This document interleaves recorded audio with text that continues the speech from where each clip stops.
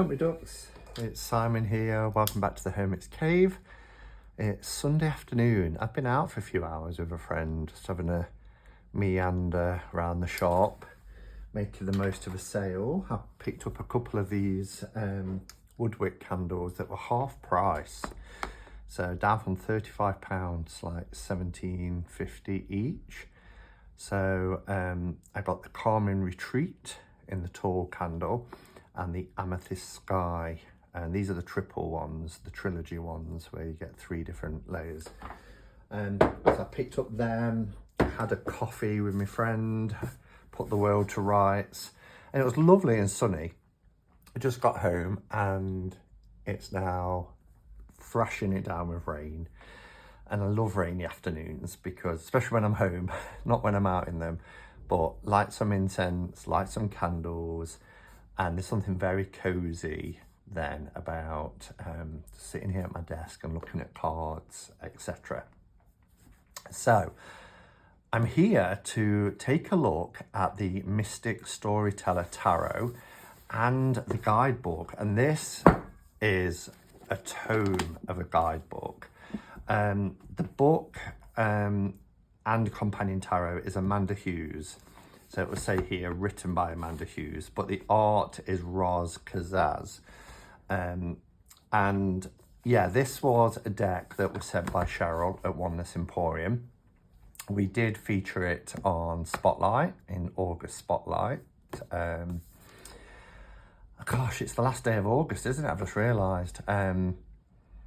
And I said I'd come and do a bit of a walkthrough and review of it. So normally on the last day of the month, I record my how I got on with the decks that I said I'd work with for that month, and talk about the decks that are I'm going to be working with for the following month. However, the decks that I intend to work with haven't arrived yet, or at least 2 of them haven't. So I'm hoping they come tomorrow or the next day, and then I can do it at the start of the month anyway. But for now, I'm going to continue with August decks until they arrive. So, Mystic Storyteller, look at this. This is all by Le Panthier. I've had quite a few of their decks this month that were sent for Spotlight. And there's just quotes on the back from different people.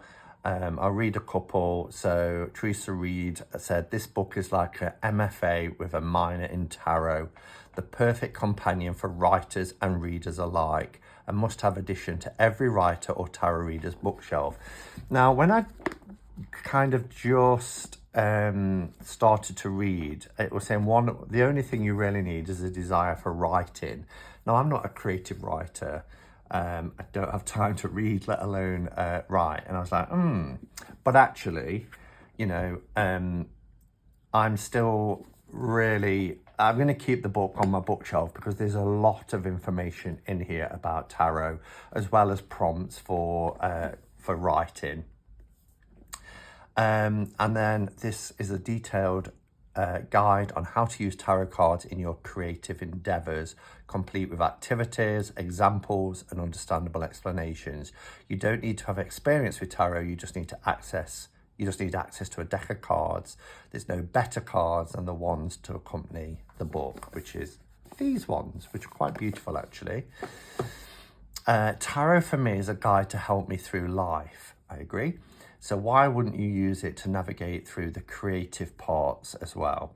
So the premise here is it's a deck to help you with your craft of, it says here, your next best-selling book. So it is kind of like for writers, but as it mentions, it's also for readers as well.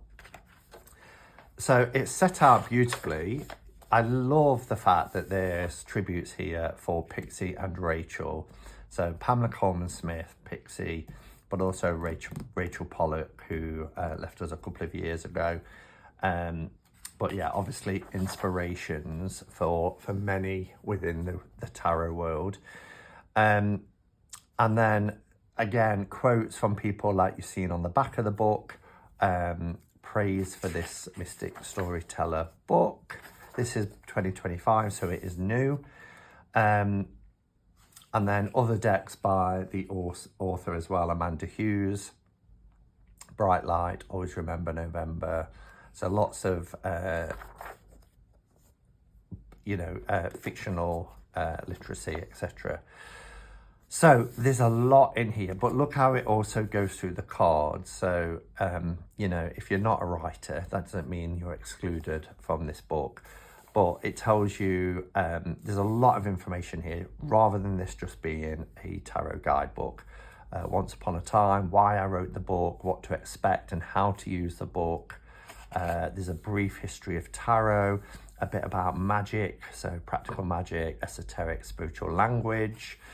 And then, intuition, why tarot cards, as well as all this information, a lot about the tarot code, so symbolism, tarot diagrams, archetypes, numerology, astrology, all that kind of stuff, as well as going into then writing, so intuitive writing, sensory writing, free writing, etc. And it continues, even a bit about journaling.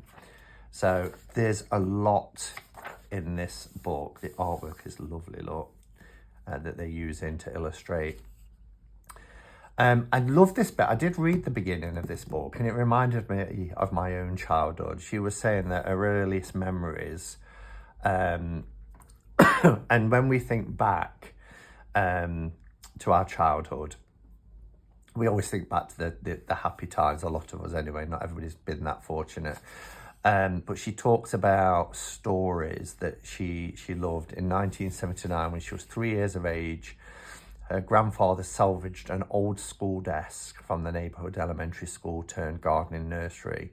And she remembers opening that desk and having colouring books in there, and how that colouring books went into buying picture story books like Snow White and the Seven Dwarfs. And she said there was something alluring about the evil queen. And then as she grew up, those kind of storybooks became more, less stories, but more literary, like Heidi, Little Women, Secret Garden, and then how she, Cabbage Patch Dolls, we all remember the craze of them, don't we? But those kind of books helped her create characters as well, and that started her journey, really. And then I love this story. She used to have almost like visions of characters would come to her in a vision, and this one in particular was one that then led her to the tarot. And she says here, during my time in Tarpon Springs, characters from another book started appearing to me as if in a vision. I remember the first time it happened as if it was yesterday. I was walking the causeway surrounded by the Gulf of Mexico. The sun kissed my face, seagulls laughed above me, and the wind in my hair. In my mind's eye, a lady appeared, an older black woman with watery eyes and a set of long silver braids. Somehow I knew her name was Pinky Peridot, like the crystal. But everyone called her Miss Pinky. I mean, that's a vision, isn't it? As the vision expanded, I could clearly see the woman sitting in a wheelchair on a porch. The ocean pulsed against the backyard beach behind her, and she faced a small table. A selection of tarot cards appeared out before her. Tarot cards, I thought, a shiver making itself as a Gulf breeze scampering up my arms. Days later, the scene stayed with me, details forming like clouds in a summer storm. Pinky Peridot, like the stone, but French in spelling. An elderly woman, rich ebony skin, silver braids, a back porch, and a bungalow nestled into a stretch of beach, cobalt bottles, wind chimes, candles, tarot cards. She's magical, I said to myself. A seer, perhaps. That's when it occurred to me that in order to explore this story that was clearly unfolding on someone's back porch, someone wise and mystical and resolute, I needed to know a few things. 1, which cards were on the table. 2, what they meant. 3, who Miss Pinky was. And 4, the rest of her story. all of it.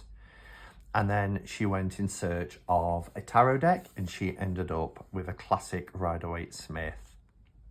And she said she flipped through those cards, she drunk in every detail, and she felt she was holding an art gallery in her hands. Illustrations, ink drawings was a reminder to tell a story. And that's the thing with the Rider-Waite-Smith deck, because it's the minors aren't just pips, they're scenic. The tarot really is a storybook, and if you lay down a series of tarot cards from the RWS, you've got a story that unfolds, and that's what we do when we read the cards. We're reading, or we're interpreting the images that are in a story form. So then she talks about why she wrote the book, how to use the book. She goes through a brief history of tarot. And then, you know, there's not volumes and volumes for each section. It's like a page and a bit. Practical magic, esoteric and spiritual language. And then she goes into storytelling. So there's so much. Honestly, I'm not going to spend too long on each of the sections. But then you can see we go through each of the cards. So we've got the Fool. And then she links it to books and writings, how to connect to the story of the Fool, what is happening in the Fool card, a deep dive, then also the shadow aspect when the Fool is reversed. And then we get all the symbols and associations for the Fool, numerology, astrology, the element, other symbols like the bag, the dog, the white rose, notable characters, and then a word list associated with the Fool card. And then the Fool in a spread, which is really good. And then we go through each of the cards like that. It's got so much in it. It's also a workbook. There's lots of activities and things for you to do with this book as well. I think it's around 523 pages. So it's a decent book. It's one I'm looking forward to having on my bookshelf. So shall we have a look at the cards? Let's bring the camera down a little bit. Okay, so it's in a lovely sturdy 2-part box, as you can see. It's the same cover and design as the book, so they really do complement each other well. On the back here, it says the Mystic Storyteller Tarot takes readers on a thoughtful journey, guiding them in the practical and magical ways to use tarot to develop plot lines, build characters and enhance creativity. Includes 78 cards and a booklet with room for personal notes. This is a companion deck to accompany the book Mystic Storyteller, a writer's guide to using the tarot for creative inspiration. So it clearly states there that, you know, the intention is really the book, and the deck is kind of like its companion, because obviously if you're creating a book about storytelling and writing, creative writing, about the tarot, yes, you've got the images in the book in black and white, but why not give them a deck as well as a tool to work with? So it is beautifully designed. You, my friend, are a mystic storyteller. I welcome you to join me at the magician's desk. Isn't that lovely? And I love that we've got a nod to Pixie here with that design for the eclipsed moon. What I would say is, you know, however you want to use the deck or the book or both is completely up to you. You've got a little guidebook here anyway. It breaks it down for the minors into the 2s, the 3s, the 4s, etc.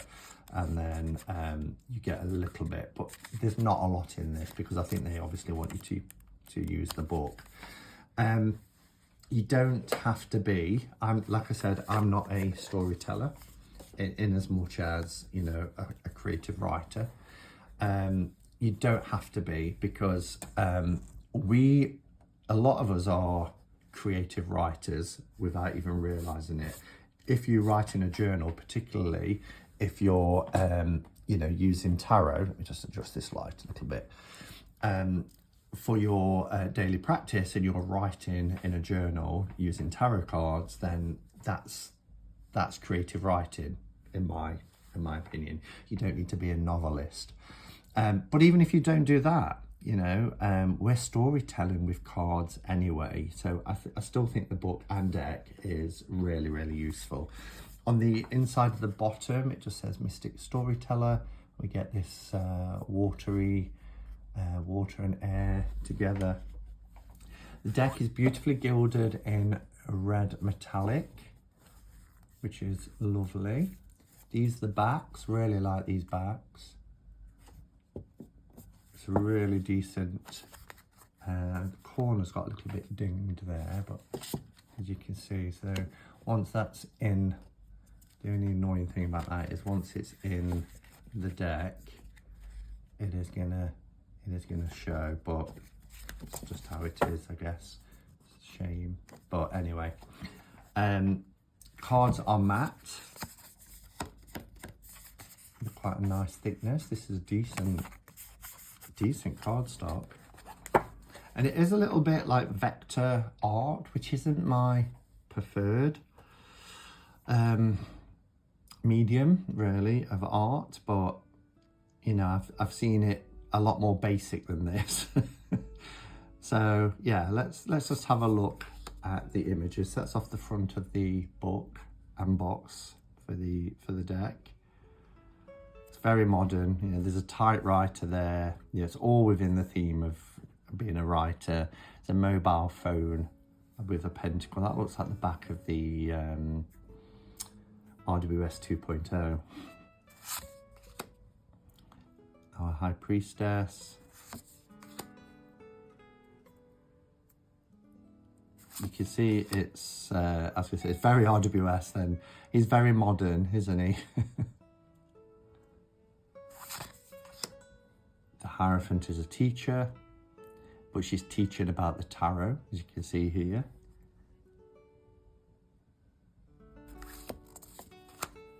The Lovers. I love the Burning Tree. Look at all the books.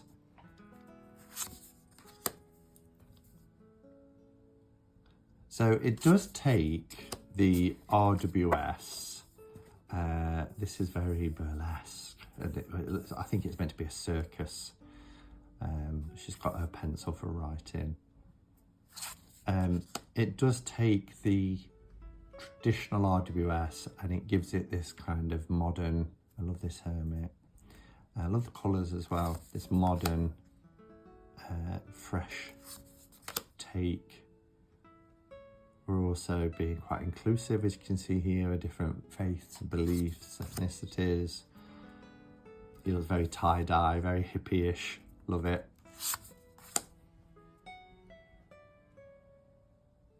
Got goth girl energy going on here.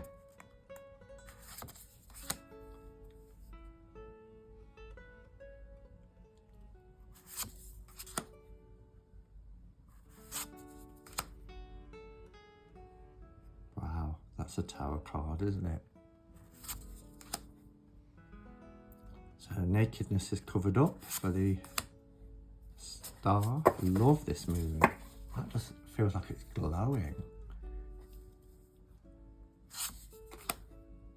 Got her crayons.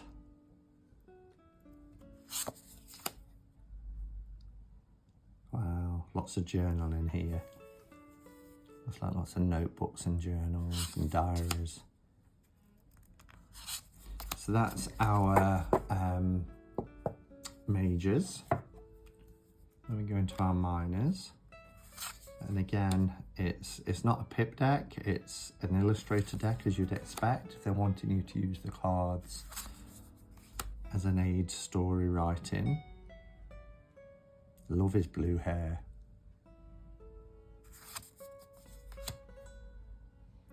Love that we've got age diversity as well.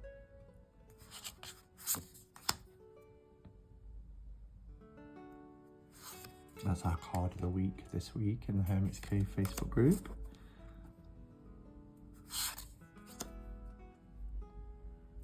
cardstock is really nice. I love it when decks make that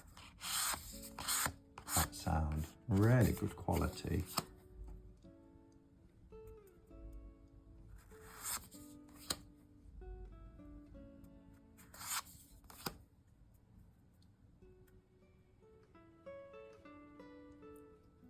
Yeah, it's very, I was going to say it feels like it's a younger person's deck, but that would be selling it short, I think, because there's a lot of representation in here.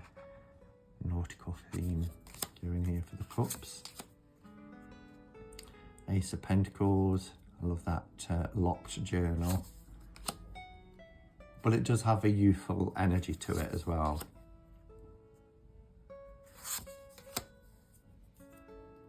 Cityscape in the background, look.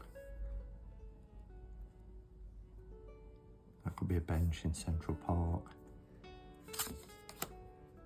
Do love this Five of Pentacles.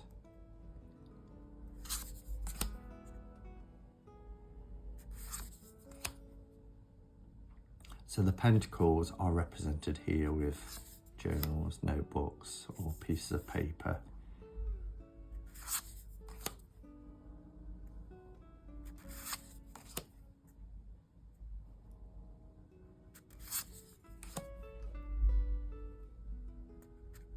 Using a lot of the kind of yellow skies that you see in the RWS as well, so it's heavily influenced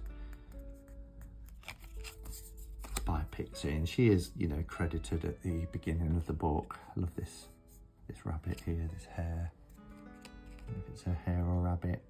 The ears are quite long, so I'm gonna say hare.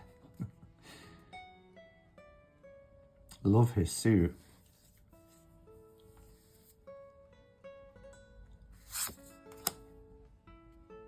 Sword suit. Oh, we've got feathers. Are they all the way through? No. Different objects representing each of the elements. So that's a fountain pen. This one is feathers, so quills, and with it, yeah. So swords are the writing implements. We've just had the paper and books that you write in. For Pentacles.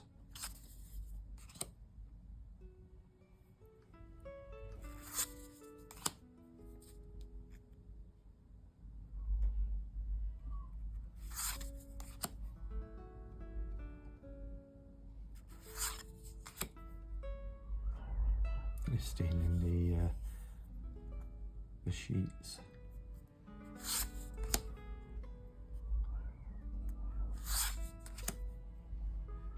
Oh, look at this ink dropping. Look at this battle here. That reminds me of the Cento Tarot. If you look at the Nine of Swords there and look at the engraving on the bedstead. Is this the epitome of writer's block?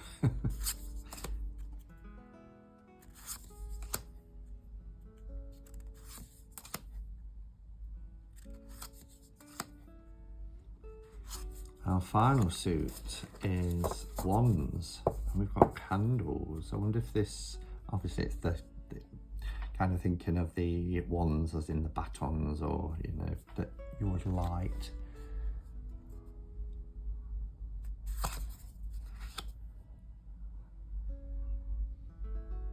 That's a lovely image.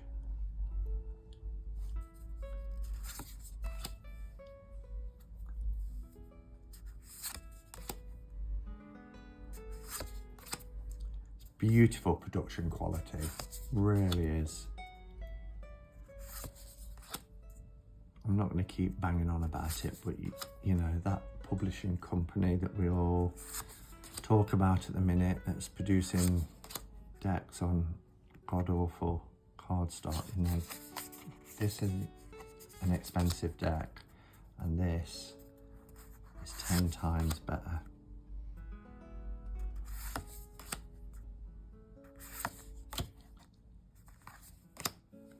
Okay, so that's all the cards of the Mystic Storyteller.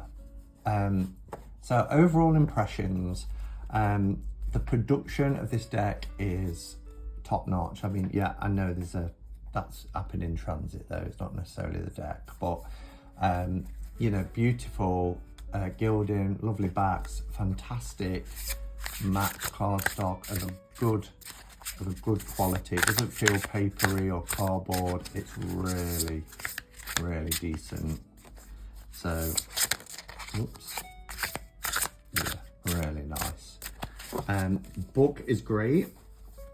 So yeah, overall, I like it. I think it's really nice. The artwork, at first I was thinking, oh, vector art, not that keen, but the artwork it's very simplistic.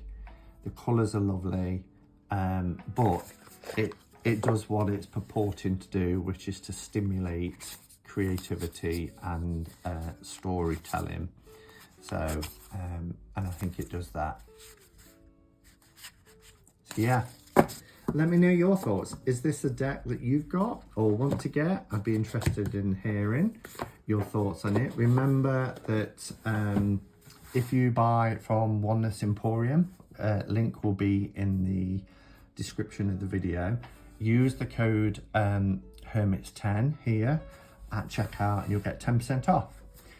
All right, until the next one, go in peace. Namaste and blessed be.